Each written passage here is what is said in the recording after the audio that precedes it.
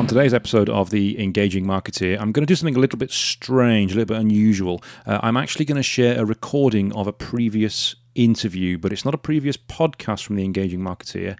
It's from a Clubhouse room that I guested in a couple of weeks ago.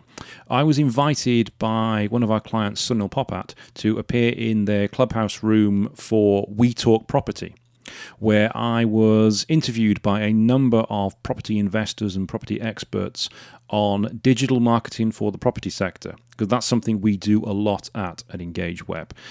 So this Clubhouse room was recorded. It was available on Clubhouse as well. So one of our clients and one of the moderators of the room, Julie Hogbin, said absolutely fine to share this as a podcast. So please check this out. Please check out the Clubhouse room, We Talk Property.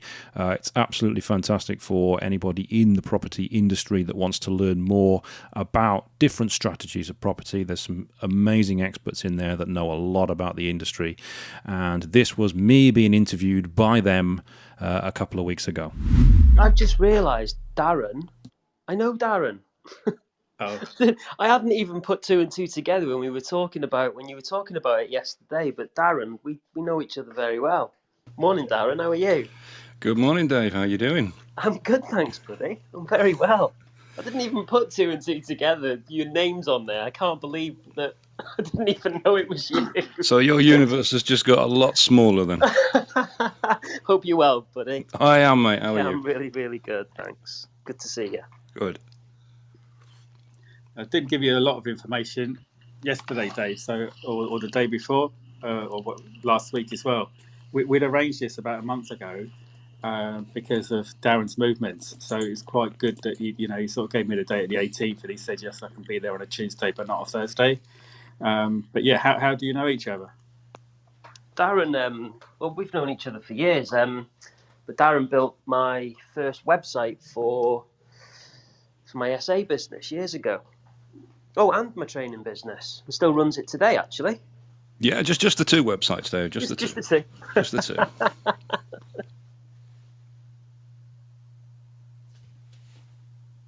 There you go, silence. Don't know why I went.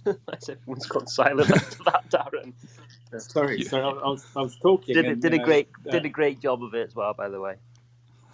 Thank you very much. Morning, Emmanuel, Mark, Julie. Hope you're both all well. Well, not both. All three of you are well. Good morning. Morning. Good to see you here. Julie doesn't normally come on a Tuesday, or she doesn't join the room on a Tuesday. Monday and Fridays, great contribution, but she's here for you this morning, Darren, because I know you work with her as well. We do indeed, yes. I've known Julie for quite a while. See Julie every month. Brilliant. Yeah, we're on one of the same masterminds, and Darren and his team are doing my website at the moment, and I have to say, it's a delight to be interacting with people who actually respond when they're building a website for you. Oh, I can't tell you the smile it brings to my face. You're always a very smiley person anyway, Julie. I can't imagine you smiling any more than normal. Oh, I do when it comes to websites. You have no idea. Oh. There's a lot of rogues out there, Darren, that say they build websites and they don't. There are indeed, yeah, unfortunately. Our industry is not very, very well respected.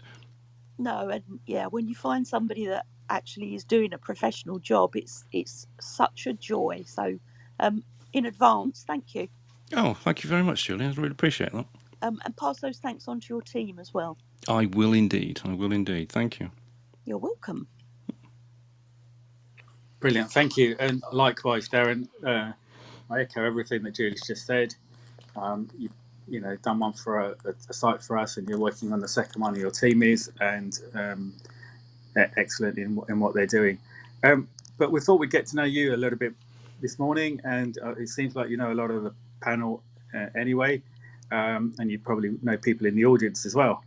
But do you want to tell us just something about yourself, and then we can have a conversation around your past, what you're doing, and talk about social media and digital marketing and websites. Yeah, absolutely. Thank you. I've been running Engage Web now. How long's it been? Since 2009. So it seems forever, really. Particularly in our industry, as most digital marketing companies have a 2-year burn before they go out of business. So we've done all right to be here since then.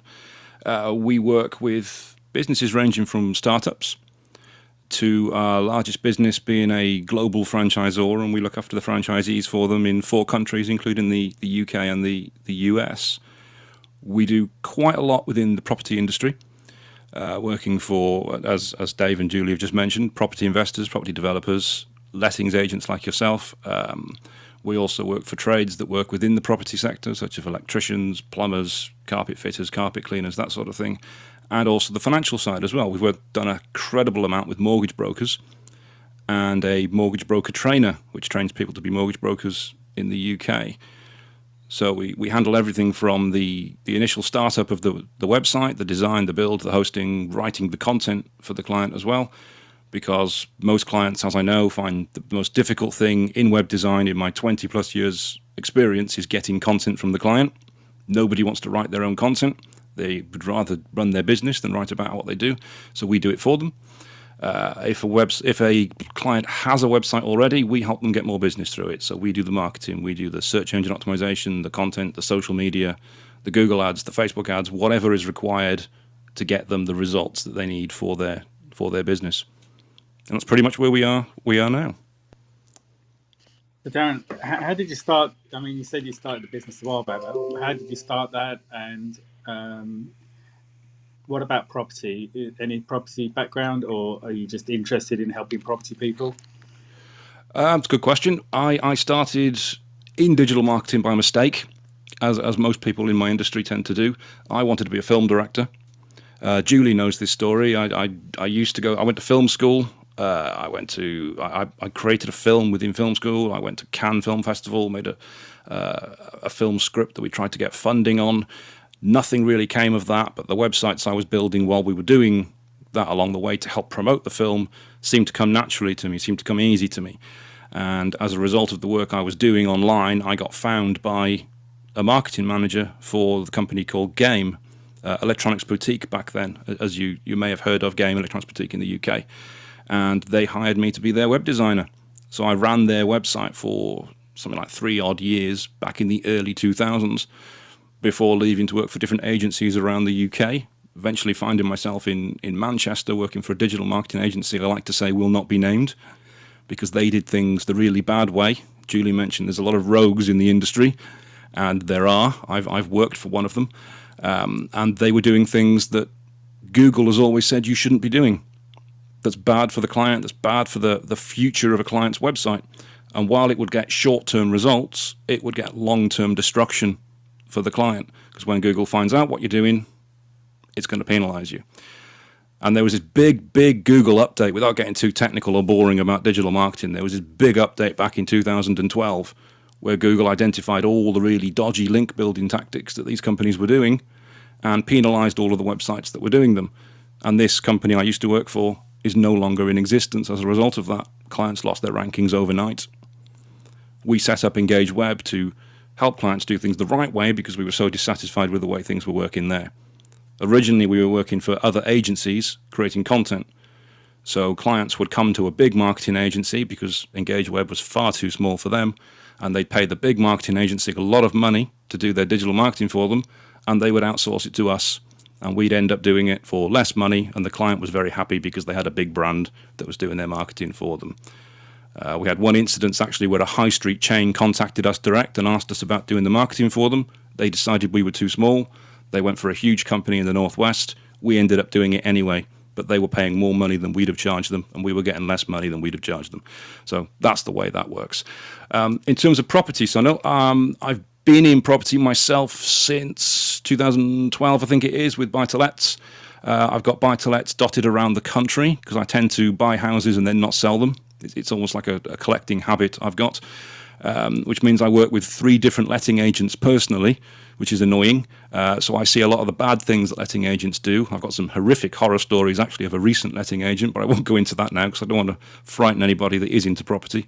And we've also bought our own commercial building up here in the Northwest for our business because we were in a rented building for many, many years. It was very cheap, very economic, but it didn't allow for growth. So we've bought a 2-story building, which allows for, I think eventually we could get maybe 30 people in here if we wanted to expand that far. Fantastic. We'll come on to the digital marketing and that. And if you could just in a minute explain the difference between digital marketing and social media and things like that, that'd be great. But could you tell us just about your first property transaction, the one that you brought, your first one, and probably, and also about your offices, your commercial transaction, please? Yep, sure, Mike. Well, the first property transaction, as a lot of people that are in this, I imagine, was accidental. You know, I am the epitome of the accidental landlord. It was brought about through divorce. It's a 3-story property in South Wales, and I don't like to sell things. My brother always taught me never to sell property, always to keep hold of it because it always goes up in value in the long term, and he was right. He owned about 30 properties in Swansea at one point. And it's just something I kind of say I fell into it because it was of a divorce, and I held on to it. I did another one in Manchester and held on to that as well. My first actual intentional property investment was when we formed a limited company to do this and bought buy-to-lets in Ellesmere Port using profits from Engage Web.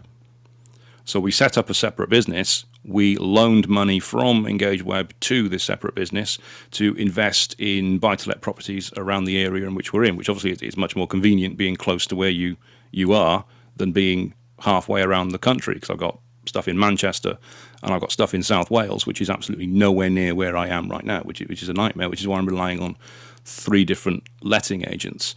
So we are looking at the moment of also investing in a foreign property, which is a completely different venture, something that we're going to need to do a lot of research in. I don't know if anybody in the panel has any experience in foreign properties, because that would be interesting to hear about. That's something we're going to be doing next year when we've raised finance from other properties to do this. What was the other question, son? I completely got lost to the track there. No, I think you're very good, because you did go back and answer the questions about the property, your first property. I just wondered how many times you've been divorced, but that was a separate thing. It's one at the moment, son, one at the moment, but I'm working on the next one if I don't stop buying stuff. So, and the other one was your commercial, your offices. Yes. We had this great opportunity years ago to buy a commercial building on the same site we are right now, and it was something like 120 grand, I think it was. But we weren't certain if it was the right move, because it's a big investment to make, buying your own building. And it basically says that I'm tying myself into my business for at least the next 5 years. If anything goes wrong, I'm personally liable for this. And we decided not to do it. And that was the biggest mistake we've made. We should have done that 5-6 years ago, because it would have been all paid off by now and we'd have been sitting pretty. Eventually, we decided we are going to make this move because we cannot expand within the business centre that we were in. We have taken up 2 separate offices within it. There was no unit big enough for us, and we needed to grow the business. We needed more people in. As Julie says, we've got quite a few people working here. So when we work on websites, I personally don't do it myself. We've got 2 web designers in the building that are both better than me. And that's one of the key things I tell everybody about business. It's about hiring people who are better than you, not people who are as good as or inferior. You want people better. They're better than me. They're here. We wouldn't have been able to do that if we hadn't bought this commercial building. So we took the step of doing it through, and I didn't deal with the paperwork, so I'm not an expert on this. It was bought through a pension. Was it a SAS pension? I think it was. So the pension company our company owns the building, but Engage Web then rents the building off the company that owns the building, which is owned by us, if that makes sense to you. So the whole thing bought through a pension, which made it more tax efficient. So effectively, when we're paying our rent and when we're paying into our pension, we're paying into the building. So we're paying ourselves, which works out really well. Amazing. I think you need to come back one day and just talk about property, because you really resonate with me about buying and holding and not selling, and all of those things. And the pension, commercial property through pension that you've just talked about. Emmanuel's really big on that, and he's been sort of doing additional training in order to help people with that as well. So yeah. And letting agents as well. I think you have a lot of experience there, so I'm sure you'd come back. But talking about digital marketing, social media, did you want to give us a distinction between the two, please? Yeah, well, digital marketing is kind of an all-encompassing term that covers everything from building a website to performing organic social media and paid social media and paid ads. Anything essentially that is done online in a digital world is digital marketing. That doesn't just mean websites. When I was at Game, for example, digital started to spread out into a lot of different platforms. So we had, if anybody's old enough to remember this and had Sky back in the old days, there was something called Open on digital television, which had adverts on TV with these two old ladies going, just press the button, showing how easy it was to use Open. So it was essentially buying through the television because they thought that was going to be the next big channel. That was going to be bigger than the internet. So that's digital marketing. That never really caught off because smartphones came in and people were buying online through the smartphones and not buying through the television. So it was a bit of a dead venture. But digital marketing is an all-encompassing term. So social media would be platforms such as LinkedIn, Twitter, Facebook, Instagram, Vine. Vine's dead. Why did I say Vine? That shows how old I am. Nobody knows Vine anymore. Those sort of things, where you are posting and creating an organic following. So when I say organic, I mean you're not paying. So you're not paying for an ad, you're not paying for promotion. But obviously each of those platforms then has a paid option where you can invest money into it to increase your reach or increase the goals that you are looking to achieve, whether that's to get more followers or to get more clicks through to a website or to get more inquiries or to get more sales. So all of that comes under the banner of digital marketing, and all of that is stuff that we do for clients to increase their whatever their goal actually is. Because some clients come to us and they want leads. For example, we work with a letting agent in the Northwest who wants investors, and they want property owners who are dissatisfied with their current agents, which is a lot, surprisingly, is a lot. So that's their goal. We also work with retail clients, and their goal is to increase the sales across the websites, or possibly to increase the order value on the sales. So it's not just necessarily about getting another sale, it's about getting additional sales, because if the order value goes up, then your return on investment goes up. All of this comes under digital marketing. Brilliant, thank you. And I'll put a link at the top with the website that you did for us recently, and it's only been out about 2 or 3 months. So thank you for that. If anybody wants to have a look, I'll change the link in a bit to another one that you've done as well, so that it gives people an idea. If anybody on the panel wants to come in, please do so at any stage. I'm happy for you to come in at any time. Okay. Trish? Yeah, I'd quite like to hear about your disaster with the agent, Darren. I think it's good for people to hear these real stories, because this does happen, and we don't like to pretend it doesn't on this panel. Yeah. You don't Yeah, mind. sure. If Sonal's happy with that, it's not strictly digital marketing. I don't know if you, I mean, yeah, you can do very quickly, but I didn't know if you wanted to come back one day and then do property as well, because you've got a great property story there. But if you want to, yeah, I can do that quickly. Exactly, it covers business as well, actually. Yeah, brilliant. I've got one property in South Wales, which is a 3-story, 4-bed house. It's in an area called Cwmbran. Some of you may be familiar with that. So it's just outside Newport, right next to the Celtic Manor Resort. So if I didn't have tenants in it, it would be great for SA. It was with an agent for years that I liked, and I really liked the letting agent. The guy was really responsive, and he dealt with issues very, very quickly, and he would phone me no matter what time of day it was, and he would deal with it. I liked him. Their company, unfortunately, was bought out by a bigger agent. So this bigger agent who works across South Wales bought the portfolio of this smaller agent. Now, we've helped letting agents do this ourselves, buy portfolios. And when you're buying an agent's portfolio, things you want to do are make sure that everybody is on the right contract that's legal, and make sure that the tenants are paying suitable rents so that you are maximizing the portfolio. This agent didn't do that. They completely ignored any of that. So a few years ago, I needed to refinance this property. I needed to refinance another property, and the lender wanted to know that I was getting rents from all the other properties and make sure they were accurate. So I needed to get the contract off this agent that the tenants had signed. They didn't have it. They couldn't find it. They had no record of the contract.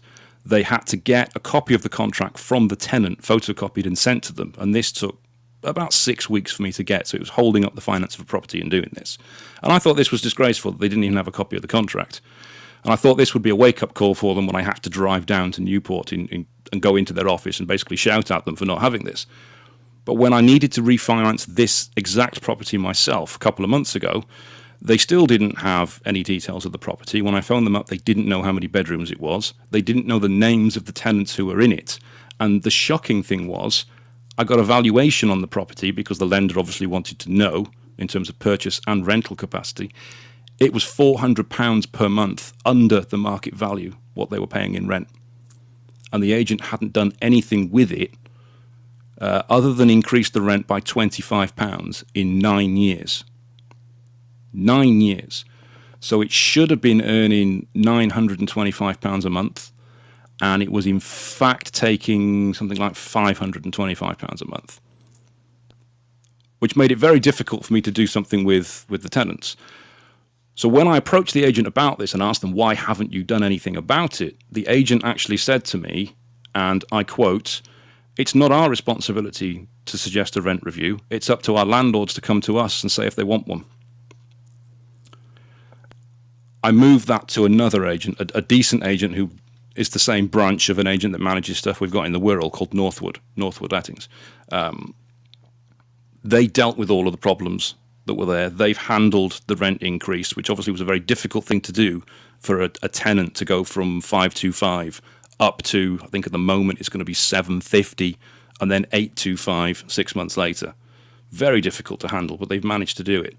They also found out that the deposit wasn't protected, which left me liable had something happened. So these are the problems that happen with letting agents, and they blamed the whole lot on the previous company they'd bought out, the portfolio they'd bought out, because they didn't do anything with it. I do not understand for the life of me why anybody would buy a business, would acquire a business, and then just let it sit there and not touch it. If you're investing in it, you want to maximize the money you're making from it. At least make sure that it's legal, and they didn't do any of that. Brilliant. Thank you for sharing that, and I can hear it in your tone, that it must have been a frustrating, very stressful time. So, yeah. So did you take legal action, or did you decide not to take legal action? Or? I didn't, because I've got too much going on right now. But I was bloody close, let me tell you, because when I told them I was moving to another agent, they actually said to me, "Well, you are in a 6-month contract, so we can't let you out for 6 months."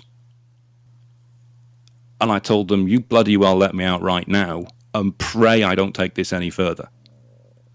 He phoned me back 5 minutes later, said, "I've spoken to the boss and he said he's going to let you out now." Damn right he's going to.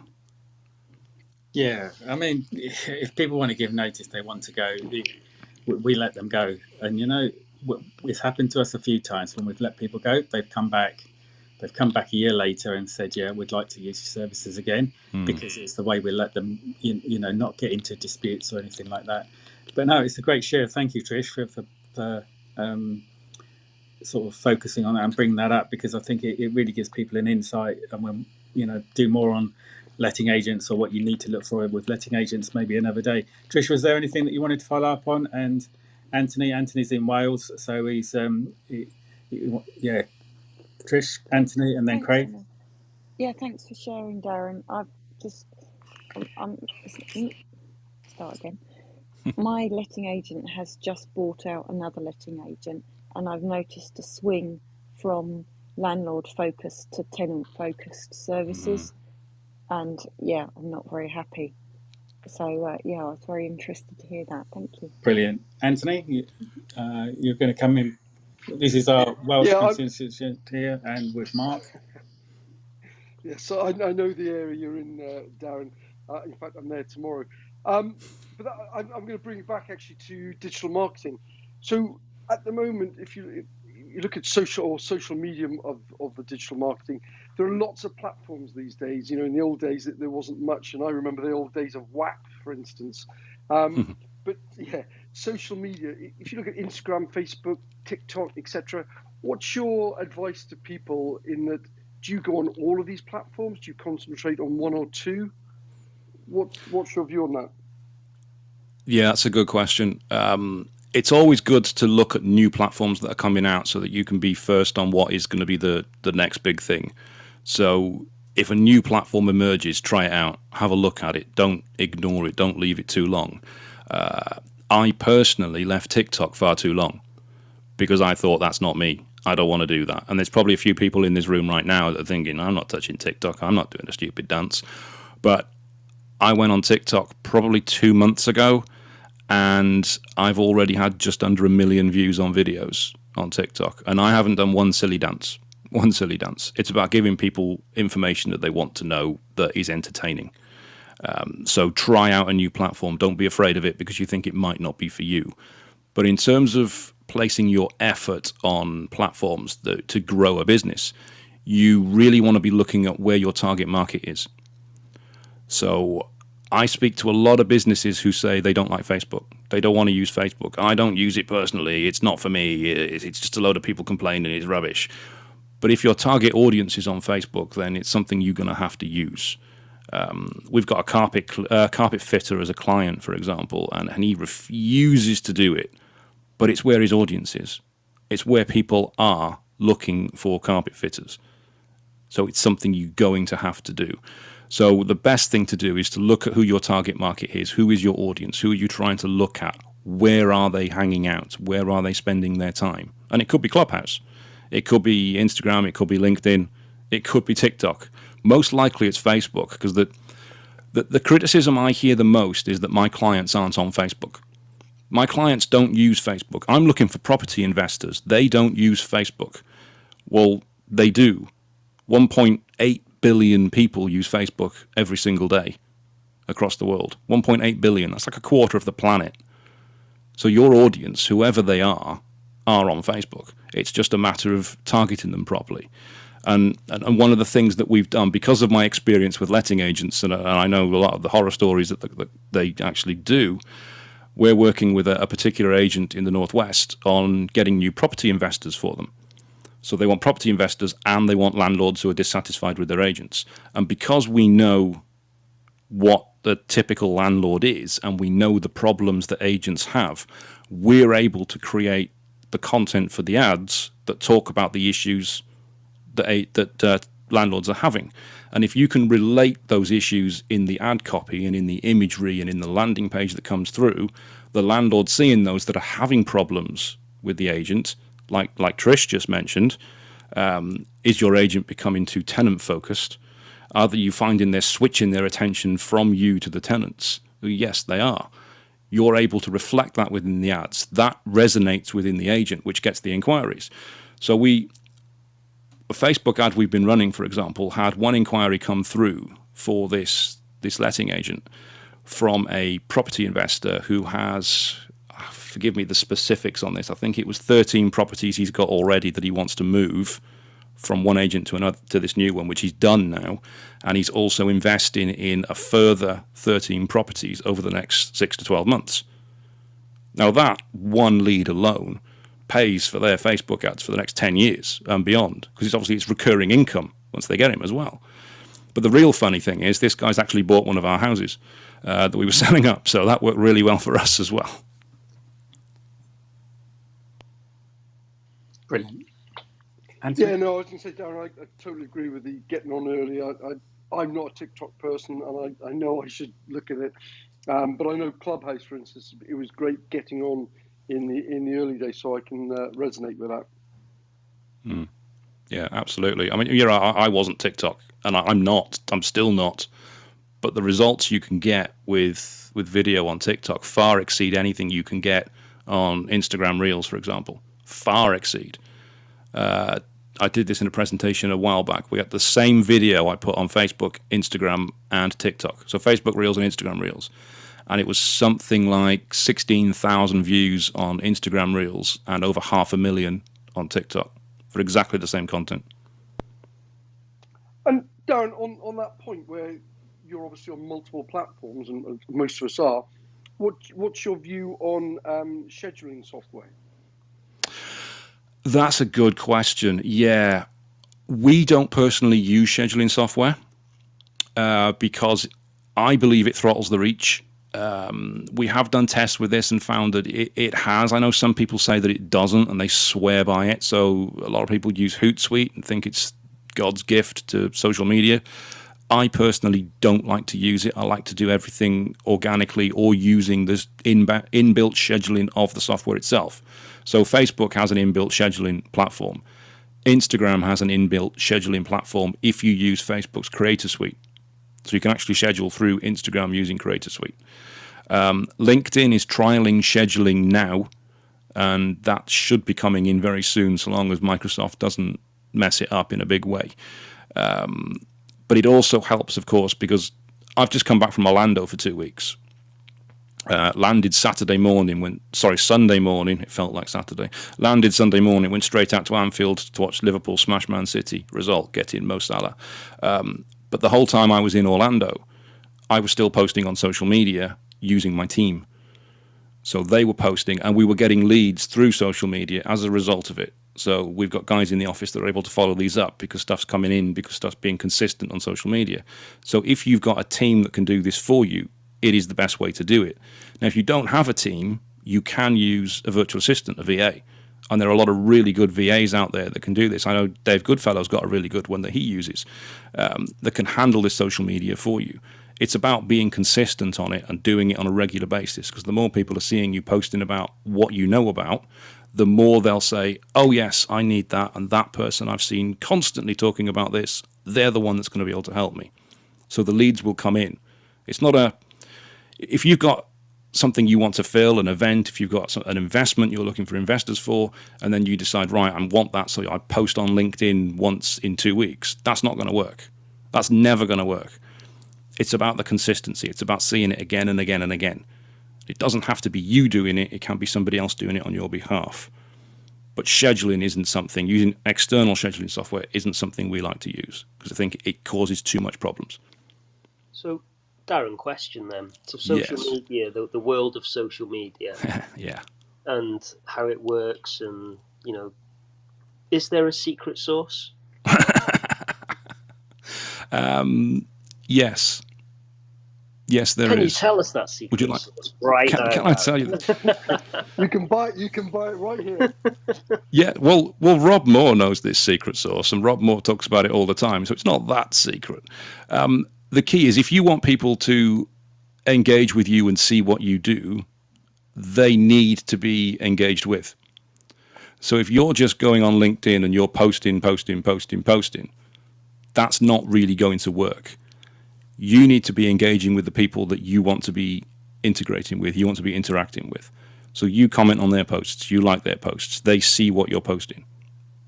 If they're replying to you, they're commenting on yours, they're more likely to see what you post in their feed. It's the same with Facebook. If you just go on Facebook and post and don't interact with anybody, you're just shouting into a vacuum. You need to be engaging. You need to be seen to be interacting.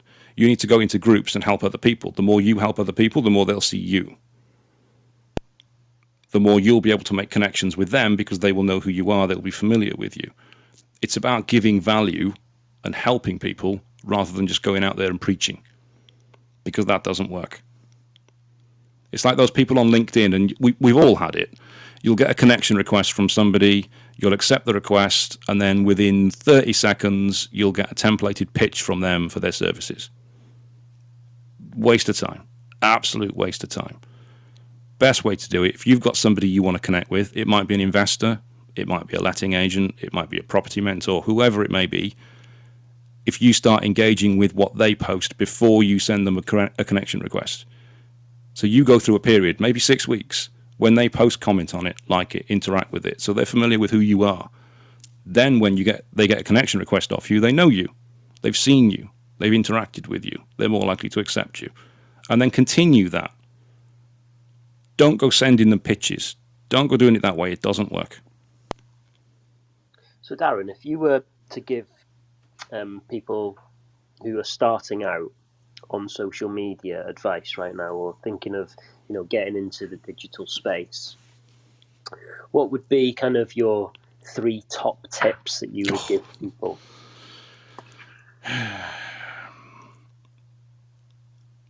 Brand consistency is important. So if you are trying to get into social media now, you want to try to get the same username, the same image, the same brand header, the same description, the same message, the same links across all of them so that people know who you are. That would be one. Consistency of content is important. There is no point just going out there and posting on LinkedIn and then doing nothing for 2 weeks. Posting on Facebook and doing nothing for 2 weeks. You need to be consistent. So the best way to do that is to pick a time that you're going to do it, whether it's once a week or once a day at a particular time, and stick to it. And don't fail. Keep doing it. The next thing I'd say is that you can schedule in advance using Facebook. You can do it on Twitter. You can do it on Instagram. You can't do it on LinkedIn yet, but you will be able to soon, so that you don't actually have to be there at 8 o'clock every morning doing it, unless you're doing a live, of course, in which case that you do. So you can save your time by doing everything, say, at a Monday morning for an hour and schedule the whole week ahead for the times that you want it to go out. There's nothing wrong with doing that. Be interactive. Keep the smartphone with you. Keep interacting with people. When somebody comments on your stuff, reply to them. Do not leave any comment, any engagement unanswered, unreplied to, because the more you interact with them, the more they'll interact with you. If they comment on something and you ignore it, it's very rude. You should always reply to people. And then I think probably the biggest thing would be regarding Facebook.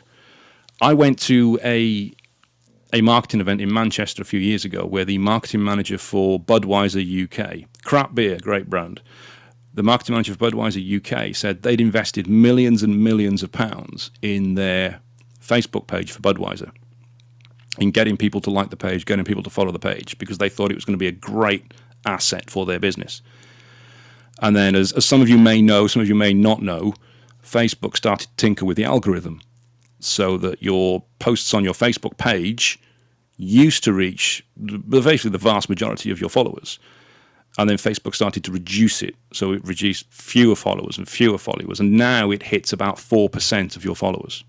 So when you post on your page, about 4% of your followers will see it in their feed, which is ridiculous.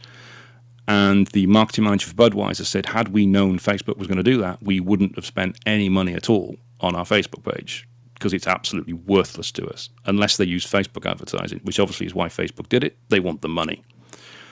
So what I would suggest is that if you want to build a brand on Facebook and build a community on Facebook, use a group.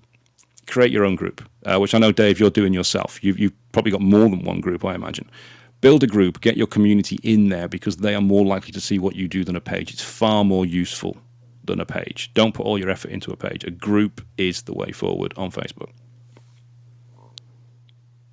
Wow, Darren, I think that was more than 3 tips there, but I got carried away, sorry. Yeah, thank you, Darren. Really appreciate it. Craig's just going to come in with a question as well. Thanks, Yeah, I Craig. was just going to say about the engagement part and the 4%. All of these different social media platforms don't understand the content that you're producing.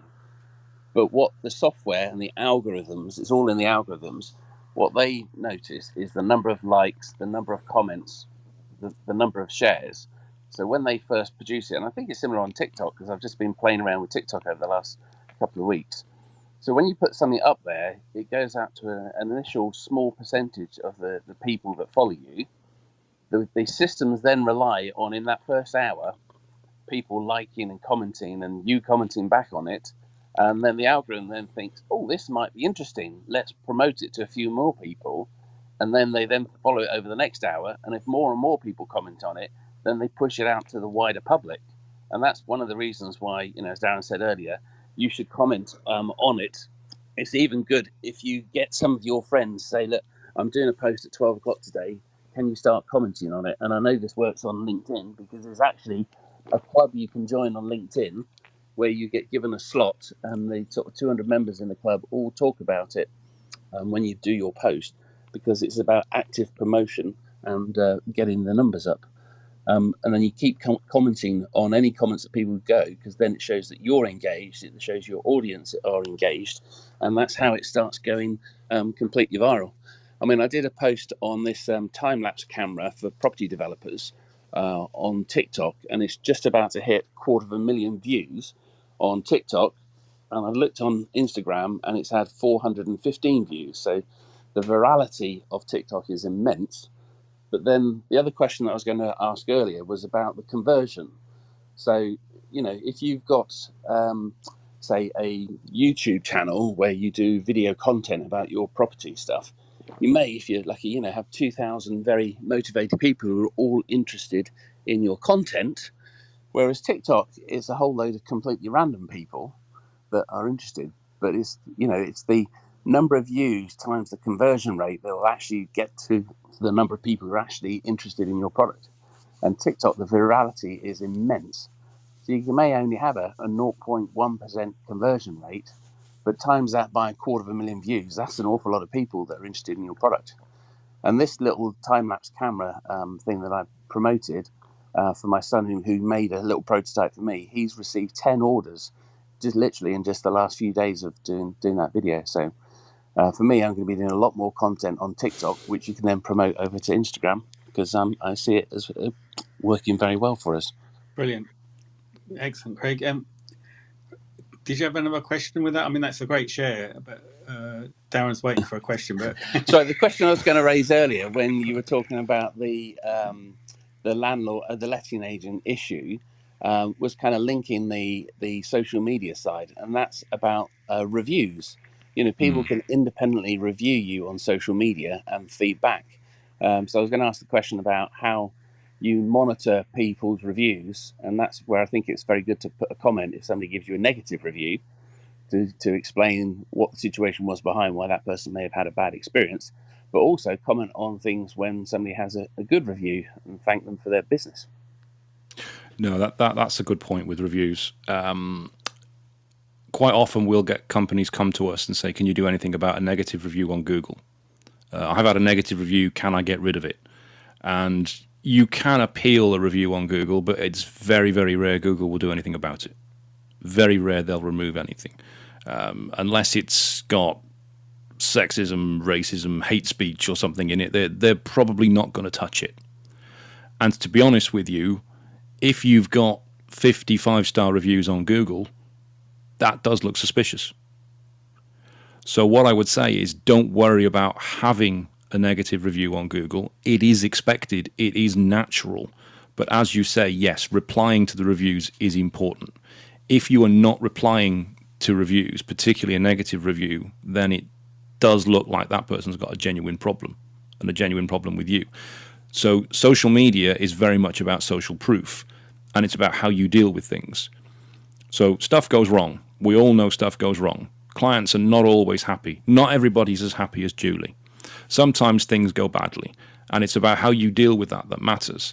So if you're a letting agent and you've got a negative review online, absolutely address it, reply to it, own up to it if it was a genuine mistake, if something went wrong, or explain what happened if it was a misunderstanding, because your potential clients will be looking at that and will want to know, how are they dealing with this? Why did that happen?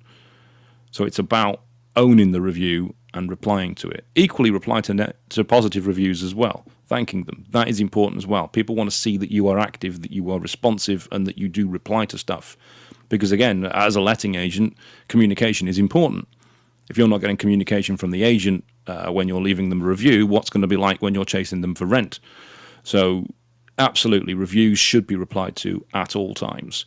It's quite often on Facebook you will get spam reviews, because they do get spammed. I noticed in the comments for this, as it was starting, there was a spam comment left in here immediately on the Clubhouse room.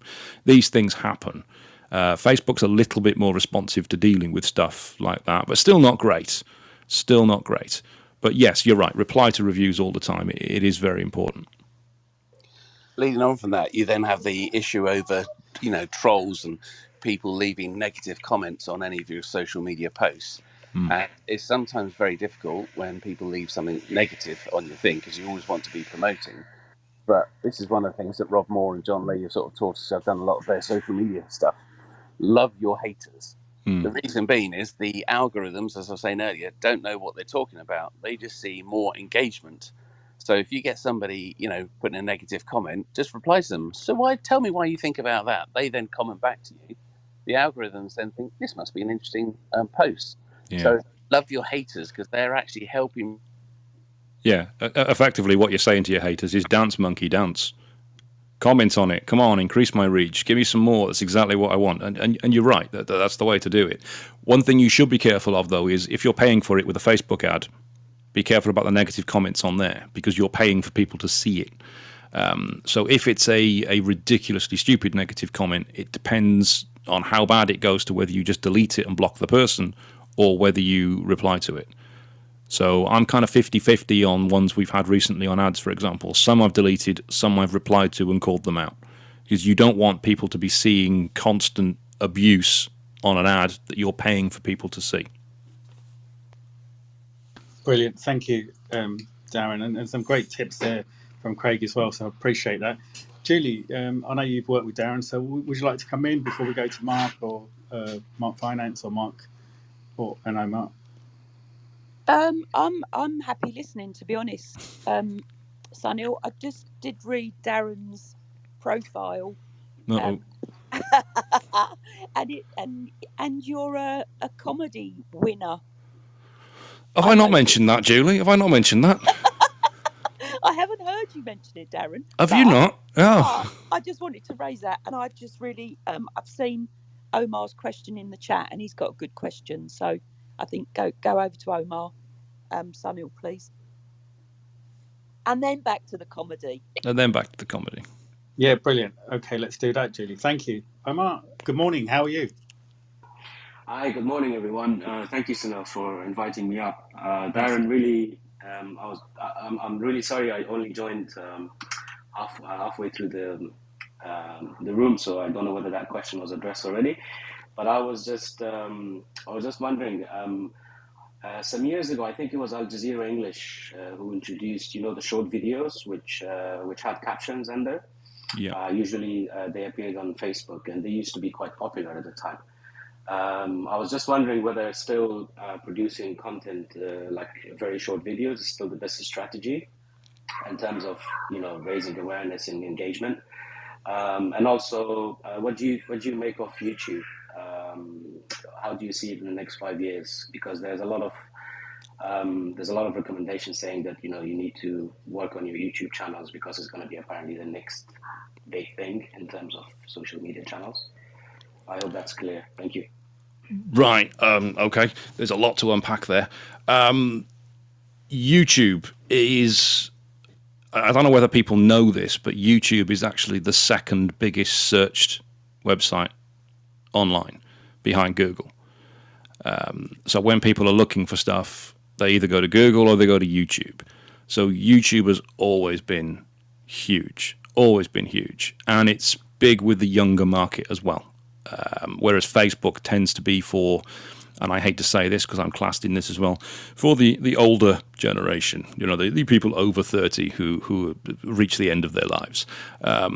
Whereas YouTube is very much the younger generation. So YouTube has always been massive, and it will continue to be so. There are people, and I count my kids in this, they're aged 18 to 21, 3 of them. I grouped my shots early. They pretty much watch exclusively YouTube. That's what they stay on. So YouTube is huge. It's always been huge, and it will continue to be so. YouTube wants longer content. It wants long content because that's how it makes its money with the ads. So the shorter videos, the 30 seconds, the 15 seconds, they're not really for YouTube. It wants stuff that's going to be 10 minutes, 15 minutes, an hour, 2 hours, because it can fit the ads into them. So it's always worth considering the content and the length of content and the platform on which you're going to put it on. The shorter content, the 10, 15 seconds, you're talking TikTok, you're talking Instagram, you're talking Facebook Reels. And we've not really mentioned Facebook Reels, actually, during this too much. Because most people, when they think about Facebook, they think about Facebook Live or Facebook posts. But Facebook Reels is a separate thing. And Facebook Reels is basically Instagram Reels on Facebook. Instagram loves Reels because it gets a lot of people watching a lot of them in a short space of time, because you can basically just flick through them and watch and watch and watch and get absorbed with it. Facebook has a much bigger audience than Instagram, so it brought Instagram Reels to Facebook. When was it? 2020, I think that happened. And the level of exposure you can get on a Facebook Reel compared to an Instagram Reel is exponential. It's comparable with TikTok. So, for example, I've got one on Instagram Reel, a short clip, which is, I think it's like 40 seconds, 45 seconds. It's got about 1,000 views on Instagram Reels. On Facebook Reels, it's 500,000. Huge difference. So the short form content is important in the right place, whereas your long form content has its place elsewhere. YouTube is all about the long form because of the advertising. Short form is your TikTok, your Instagram, your Facebook Reels. You mentioned subtitles. I wasn't quite sure of the question regarding the subtitles, but it is something I will address because I think it's important. Everything that you put out in terms of video should have subtitles. Everything. Because the vast majority of people watching video do so on the smartphone, and they do so with the sound off. So if you're trying to explain something on a video and it doesn't have subtitles, all people are seeing is your lips moving and no audio coming out. It should always have subtitles. And don't rely on Facebook's auto captioning, because Facebook's auto captioning is rubbish. It's terrible for voice recognition. It seems to be attuned to an American accent. It can't pick up the British accent at all. YouTube is much better. It's almost perfect. Facebook's terrible. So whenever we put content out on Facebook that's video-based, we will put our own captions within it, digitally put on. And we use Adobe Premiere ourselves for that. If you're Mac-based, you could use Final Cut Pro, or there are other types of cheaper software or free software that could probably do that as well. But it's always worth putting the captions on. Otherwise, people are just not going to know what you're saying. There's a great app called Captions, which has a very high success rate in converting your speech into captions, and then you can then edit it. So if it mishears a word, it's very easy to edit it before you publish. Excellent. TikTok's got it as well. Got auto captioning. TikTok's pretty accurate. Excellent. Thank you. Omar, did that sort of give you an overview, or was that a masterclass in YouTube? It was. I loved it. It was spot on, Darren. Thank you. The thing you mentioned about the captions and subtitles, that's exactly what it was aimed for. And sometimes people can't have the audio on, or they can't have their headphones on, so they're just flicking through videos. They know what the content is about. So yeah, thank you very much. Excellent. Thank you. Brilliant. So Darren, we'll go back to Julie's question, unless Mark wants to come in, Mark Lloyd or Mark Finance. Okay. Yeah, Mark. Oh, I'm all good, thanks. Good to see you. So yeah, we'll go back to Julie's question. So over the next 9 minutes, could you give us some comedy, cheer up the people, and give you some? Come on, Sonal. You got to tell us something, you know. So where do you perform? My comedy is not fit for 8:20 in the morning. That's for sure. Oh, okay, that tells us everything. It does, but it is on my my podcast, on the Engaging Marketeer podcast. The whole comedy routine that I performed, 50-minute routine, is available on a podcast for you to listen to. Brilliant. And if you want to put the link up, we're happy for you to put the link up. Or if you tell me what the link is, I can do it. What's the podcast? I can't multitask and put a link in and talk at the same time. No. What's the podcast called? Podcast is the Engaging Marketeer, and it's on iTunes, Audible, Spotify, YouTube, everywhere where good podcasts can be found. Great. And how did you get into entertaining people and making them happier? I'm not sure I made them happier, but it was a charity event for a charity that we work with called Wirral Mencap, which is adults with learning difficulties. And their biggest charity event of the year, each year, until COVID, obviously, was they would do a comedy night. In the autumn, they do a comedy night at Prenton Park, which is the home of Tranmere Rovers Football Club, where they would get 6 or 7 victims who would volunteer to do write and perform their own stand-up comedy and raise money for charity. And they'd fill the room with a couple of hundred people who'd pay for the tickets, and they'd buy loads of drinks, and they'd pay to vote on who they thought was the best comedian. And I've always wanted to do stand-up comedy. I've always found myself as a bit of a comedian. I was always like that in school. I entered a speech competition in school once when I wrote a speech about Margaret Thatcher, which was based on my knowledge of Margaret Thatcher from Spitting Image, so it probably wasn't very satirical. But I won in the class and got to perform it on the stage in front of the whole school, all like 3 or 4 years of this school. And I thought that was the best thing I'd ever done, and I wanted more of that. So I wanted to get back to that stage of being a performer and doing comedy. So I jumped at the chance to enter this and write comedy. And I didn't write jokes. I didn't write puns, because I don't like the whole puns and the one-liner thing. I did it all story-based and situation-based about stuff that had gone horrifically wrong and stuff that just pissed me off, basically. And it was meant to be a 5-minute routine, but I eked it out to 15 minutes, and that was a nice tight 15 minutes. I did the whole thing unprompted, no script, because some of the other guys had bits of paper with them with their notes on. But I slayed it, basically. I'm going to be honest, I absolutely slayed it, and I won the event. So, and it was part of the Liverpool Comedy Festival, so I am officially, as I like to say, a Liverpool Comedy Festival winner. I didn't win the Liverpool Comedy Festival, I am a Liverpool Comedy Festival winner. Take that any way that you want. And I raised just over £1,000 for Wirral Mencap as well, which was, you know, a side issue. It was all about me, mainly. It was all about me and basically being funny and being disgusting and swearing on stage. But yes, it's on the podcast, The Engaging Marketeer. Feel free to check it out. I think it's episode 5 or 6, so it's one of the very early ones. And it's 15 minutes, the whole routine from start to finish. And there's a lot of swearing in it, so don't play it when there's kids around, whatever you do. Brilliant. And tell us a little bit about your Transformer collection. Sorry, tell us about your Transformer collection. Oh, okay. The link's at the top as well, Craig, Darren. So yeah. Thank you, Craig, for doing that. Yeah, go for it, Darren. Well, I'm sure people are familiar with what Transformers are. You know, the plastic transforming robots. I've been collecting them since 1984. And I have, let's just say, a few. I came back from Orlando with a few more as well. And wasn't Leanne, that the cause of your first divorce, Darren? It wasn't, but it might be the cause of my second one. It might be the cause of the second one. Leanne told me when the house is full, either I go or they go.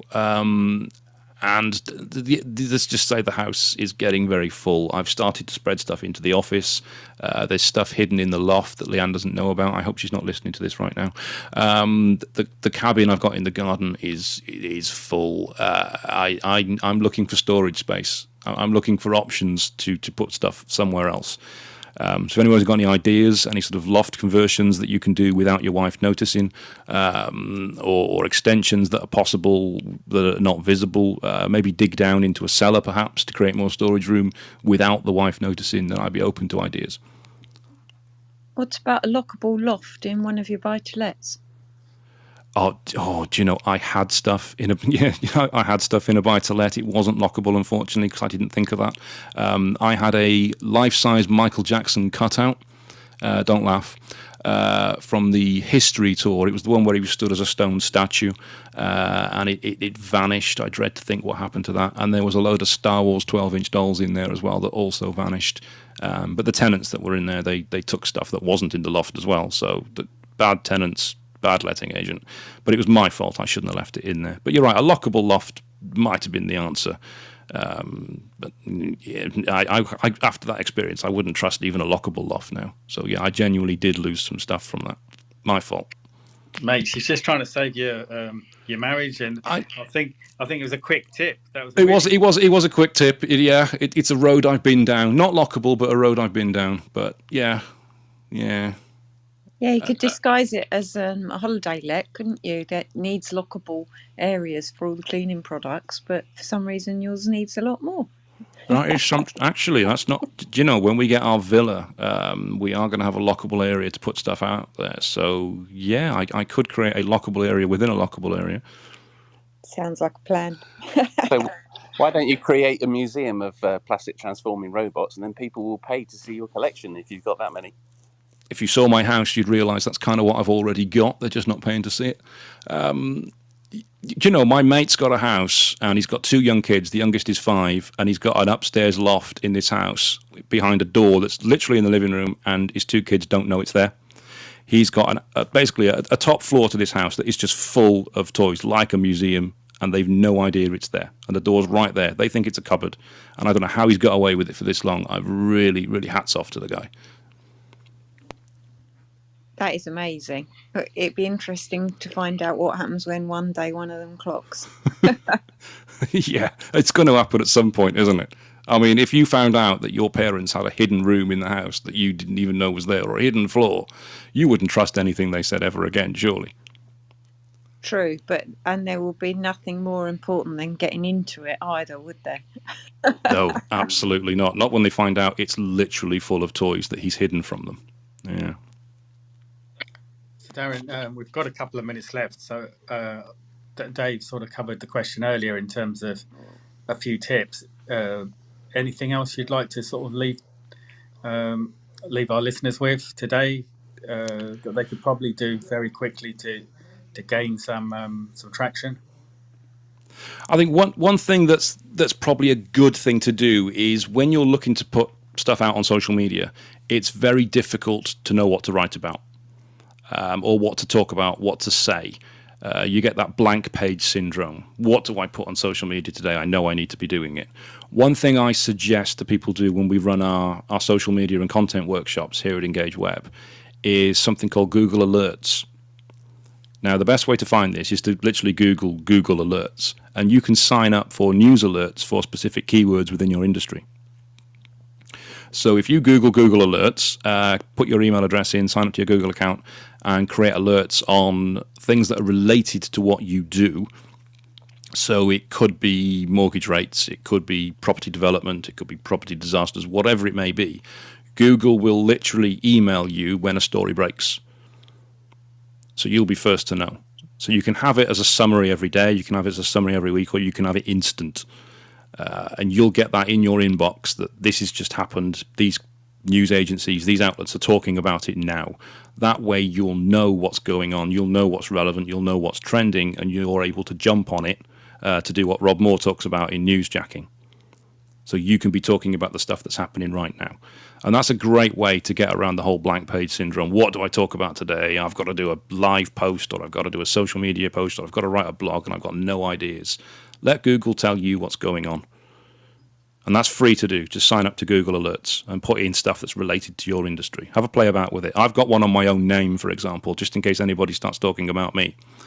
That's also worth doing, particularly in your brand name as well. So if you've got a business that people talk about, it's worth putting your brand name in so you can find out when it's being mentioned online. Unfortunately, there's a Scottish footballer with my name and my spelling. So for the last few years, he's been cropping up quite a lot, rather annoyingly. But he's close to retirement now, so hopefully he'll go away again, because short career as a footballer. But that's definitely one tip I would suggest to use. Use Google Alerts. Brilliant. Thank you for that, Darren, and thank you for this morning.